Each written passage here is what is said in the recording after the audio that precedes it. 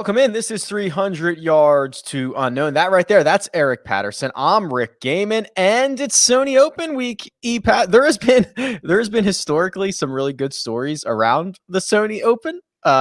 With some historical stuff. This is the first place I ever saw golf live. I mean, this has a really special place in my heart. This event. It's just looking back on it, it's an interesting event. I saw them running the Michelle Wee clip. She played here in like when she was 14 years old. So there's the Michelle Wee story, 2018 with the ballistic missile alert, which was pretty crazy. So we're a few hours into the 2021 edition. Nothing crazy's happened yet. So we got a few days to go.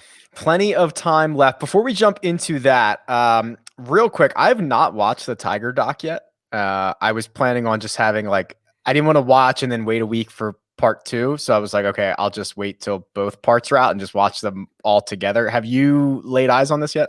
I didn't get the media access preview to the full one. I'm a little disappointed there, but I've seen part 1. And as you say that, I probably should have just watched, 1 and 2 all together, but 3 hours is a lot to sit down for one sitting. But I've seen part 1 and so far so good.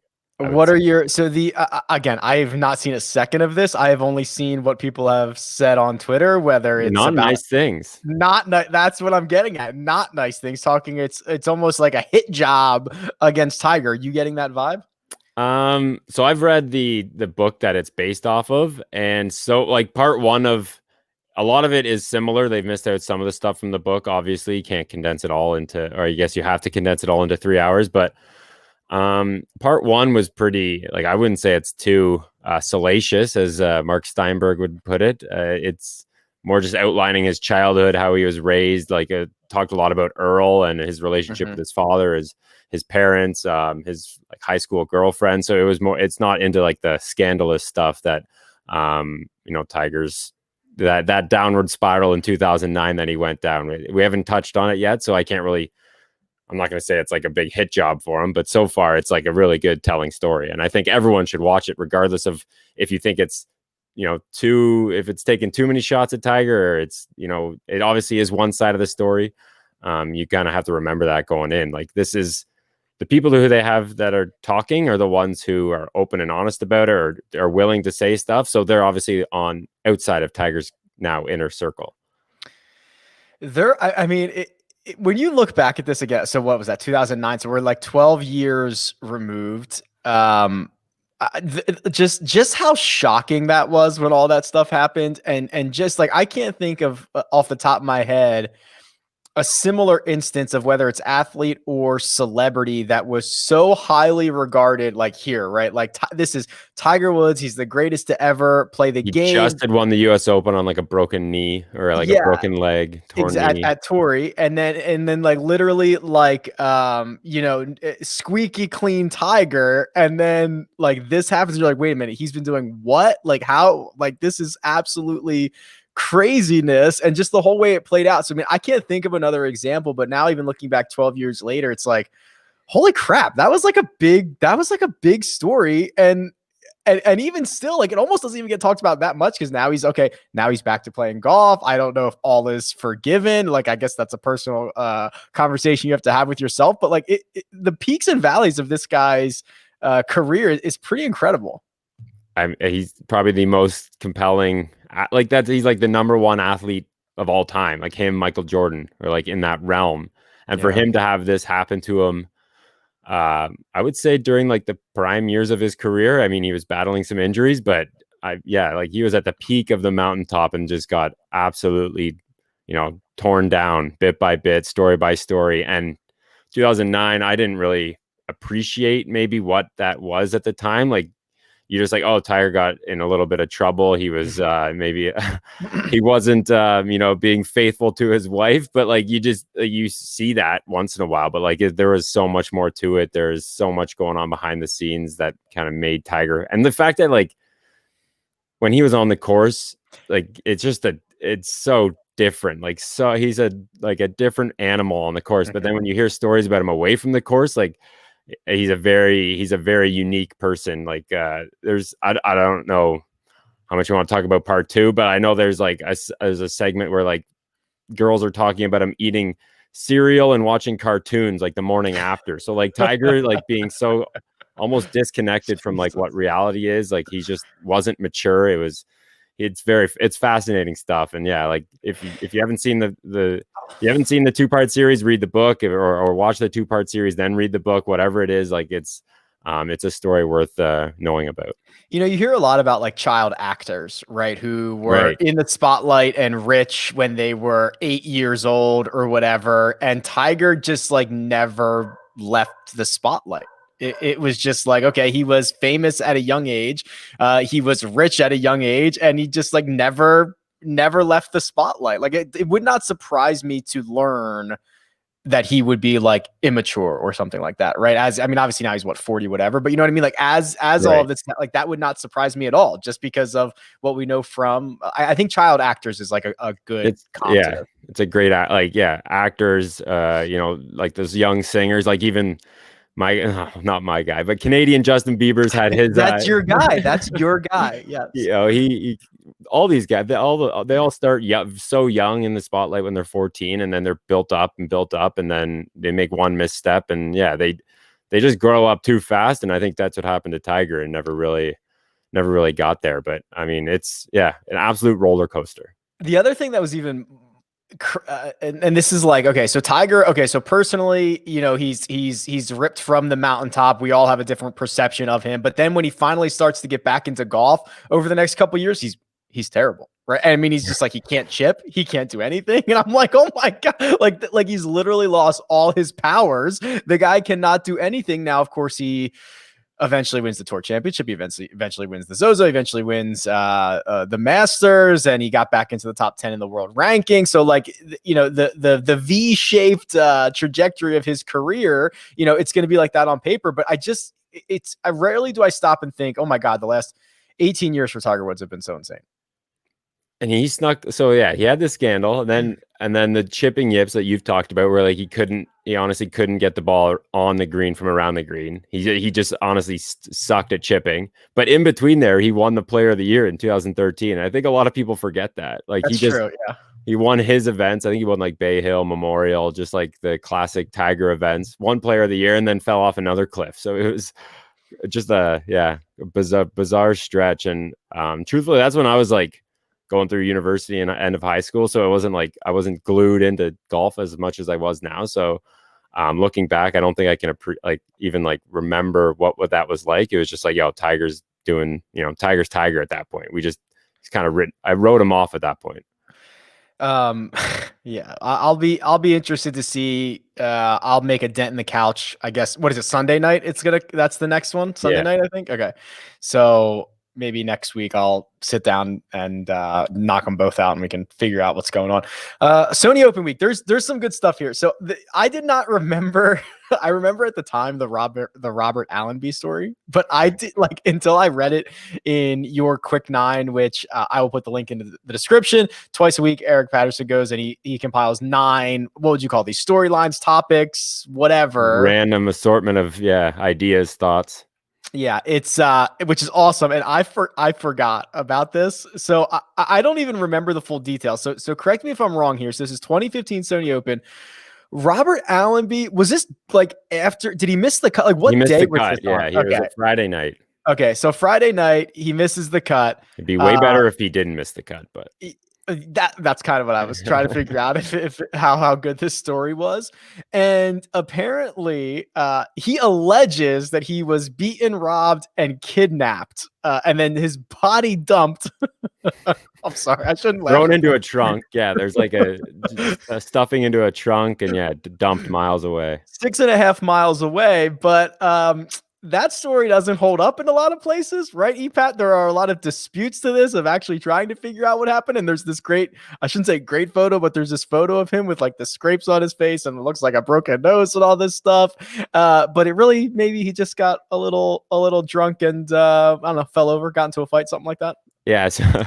So I guess he was like paying his bill, and then I would assume that when he was paying his bill, he blacked out and completely forgot about what happened, because the stories from that point on are completely different. I love how Allenby, clearly a bit of a character. And that later that year, the Canadian Open, he fired his caddy during the middle of the round. Oh, So really? I don't know this. I don't know the full story behind that, but he had like a fan come and pick up his bag and finish out.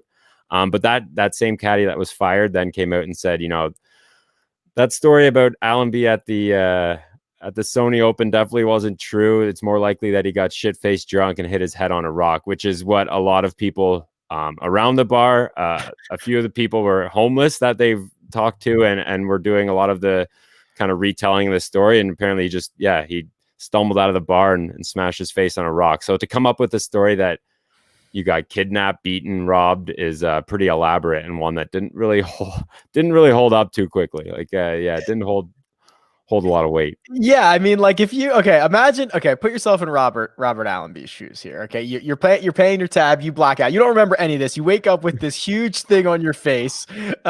Maybe you somehow, I don't know, you are 6.5 miles away. I don't know, and he's thinking, wow, the only way I could have gotten into this situation is if I was beaten, robbed for being a famous PGA Tour player that everyone knows when they see at a bar. Robert Allenby, everybody knows who I am. They kidnapped me and they dumped me 6.5 miles away. That's the only way I could have wound up with these cuts and scrapes. That is quite the imagination. As soon as you come up with that story, there are people are going to start looking under rocks and looking for answers, because that just seems absurd. So, that's a good story, and I love the Sony Open. We can just think about 2015 and look back at Robert Allenby.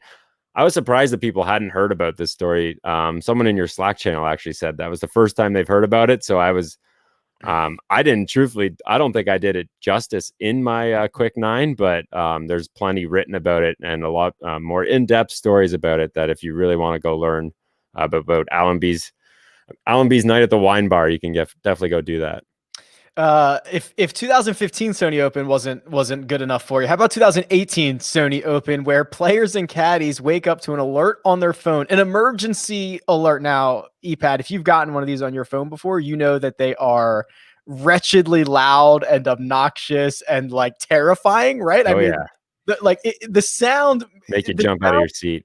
Exactly. It makes it seem like there is a missile coming right for you, which is exactly what this emergency alert said. So here's the full alert. Ballistic missile threat inbound to Hawaii. Seek immediate shelter. This is not a drill. Holy shit. Could you imagine? I mean, like, obviously, thank goodness this is what did we end up finding this out? It was somebody pressed the wrong button and sent this out. It was supposed to be a test or something. I guess so. But even in a test, why wouldn't you put test? Like, you wouldn't write this is not a drill. Yeah, this is not a drill in the test alert. Seems like you're definitely getting a little risky there. So that would be when you're trying to prepare for round 3, this would not be what you want to wake up to. It's funny that just looking back at some of the people's stories, there's a few people who took it extremely serious and were crawling under mattresses or jumping in bathtubs with their families, which is very scary to think about. But then Justin Thomas said that he opened the sliding door, watched TV, and listened to music, because he thought, if it's my time, it's my time. There's nothing to stress about. If it's going to happen, it's going to happen. So people reacted a little differently to the 2018 ballistic missile false alarm. Well, I guess depending on not that I'm a missile expert, but depending on what type of missile it is, I guess it doesn't really matter if you're underneath a mattress, if you're in the basement of whatever. What I was thinking. Like, if it's going to hit me, maybe if it hits far away, again, not an expert, never experienced it, but I don't know how I would react. I'd probably crawl into a bathtub. I'm not going to pretend I'm not afraid of that. I think I would definitely heed this warning and seek immediate shelter in whatever like a basement feels. I don't know, man, because I feel like like thinking about movies, right? If you've movies, they're always and like or like, okay, so a missile hits and you're underground, like, now am I trapped underground now? Like, how do I, like, that kind of terrifies me a little bit. Like, I don't know. Basement sounds scary. Yeah, basement might be a tough one. I don't know what I would do. I'd probably run to my parking garage. That seems maybe not. Yeah, well, that's pretty deep. That can fall on your head and like kill you if the blast doesn't. So go to the top of the building.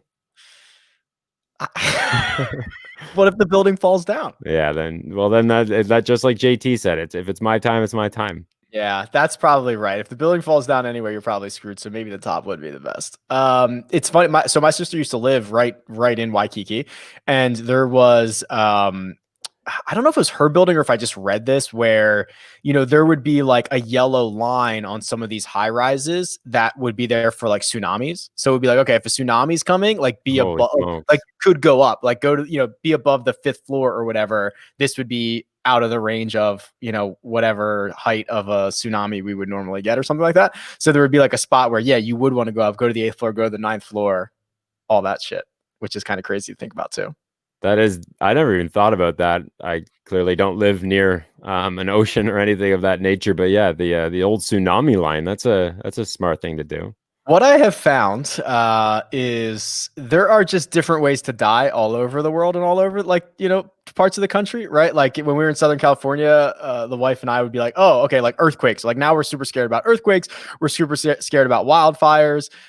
You go other places, it's tsunami alerts. It's like if you live in like South Korea, you're worried about missiles all the time. Like it's just I like don't know what we different have up here in Canada. aggressive Snowstorms. frostbite. Those can get you. Frostbite. I don't know if that'll kill you, but it could, take a finger off or something, a toe. There you go. Which that's just a snowball effect. You lose a toe, it gets infected, the whole thing. Now you're Ah, now you're okay, yeah, now you're dead. that's the root. Um, Masters. I guess we should talk about the Masters. Has announced that they intend they're very very careful with their words as they always are. Intend to limit attendance in 2021 if it can be done safely, which is always they're out here. So let's recklessly guess at what's going to happen here. Do we have any idea how many patrons they would allow in on a daily basis?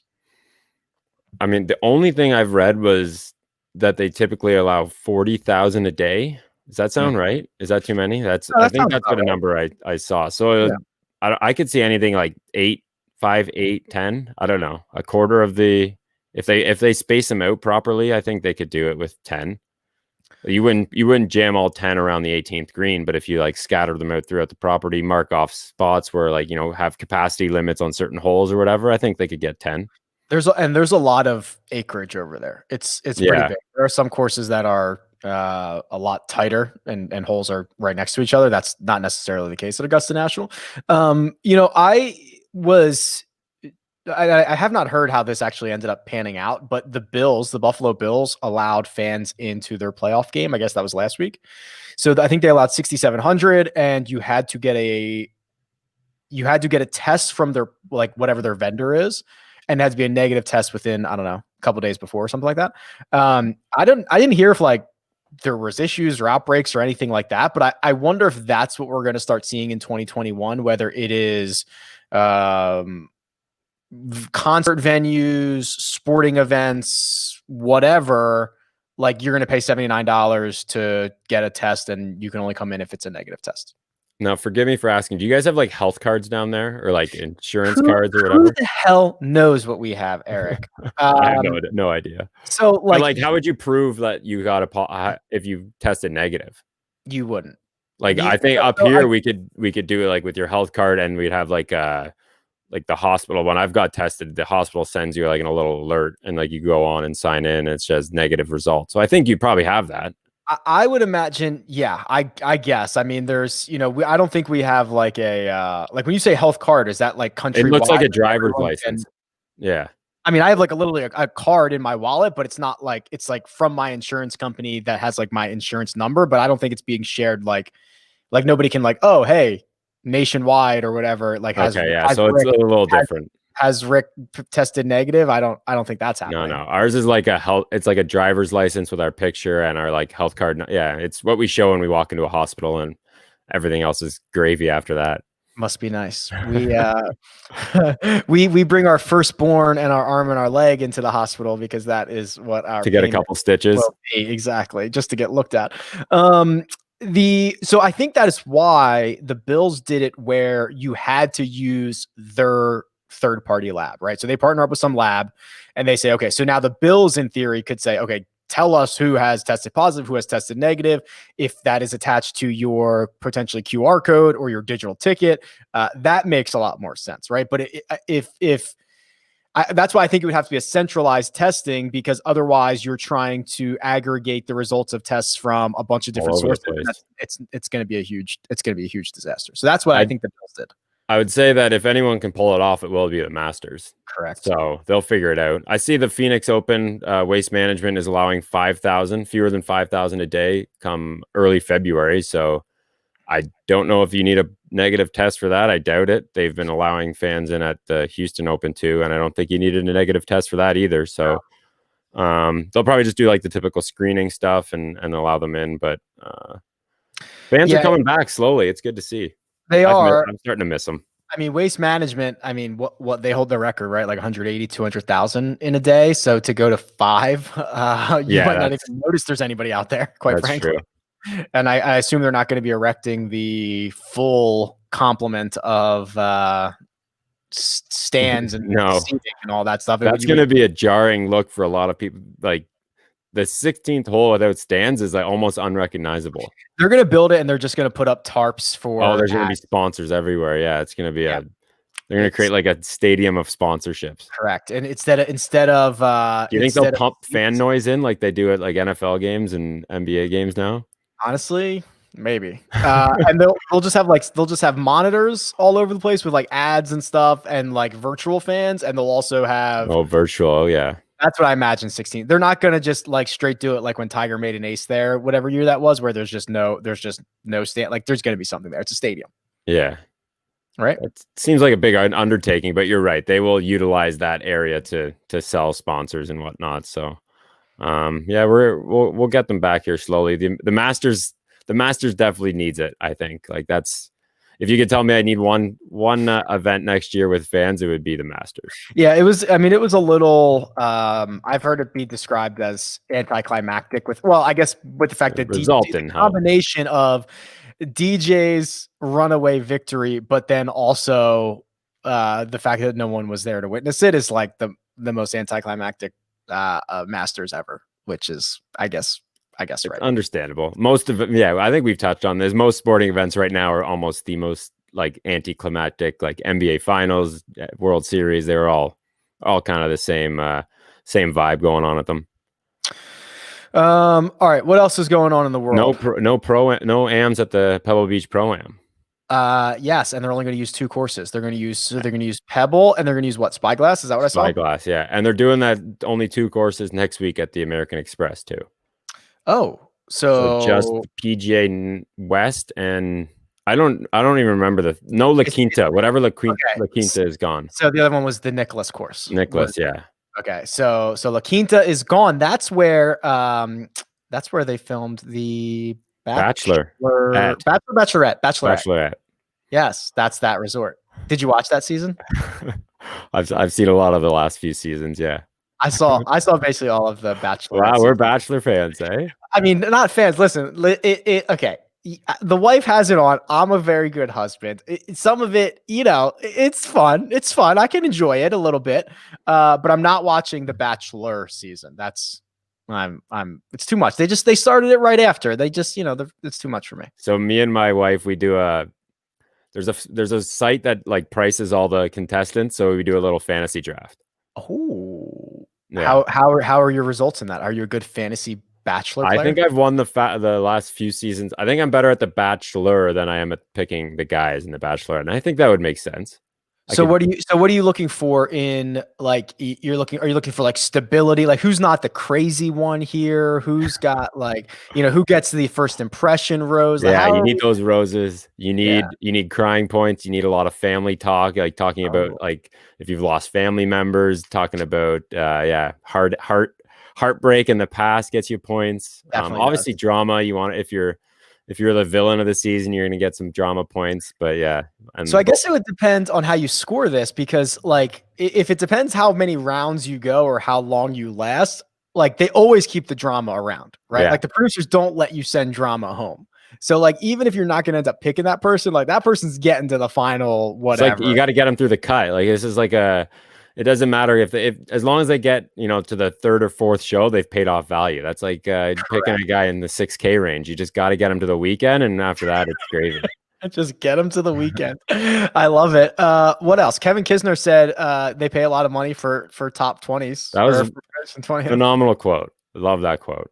I mean, he's right. I mean, Joel Damon mentioned something like that. I guess it was last year. He was like, if I make $1.5 million a year and I never win, like I'm doing great. No one talks about that enough, and I think that's why it stands out when someone like Kevin Kisner says, I can't win at Tory, but I'm still going to show up because they pay me whatever 50, 60,000 to come 20th.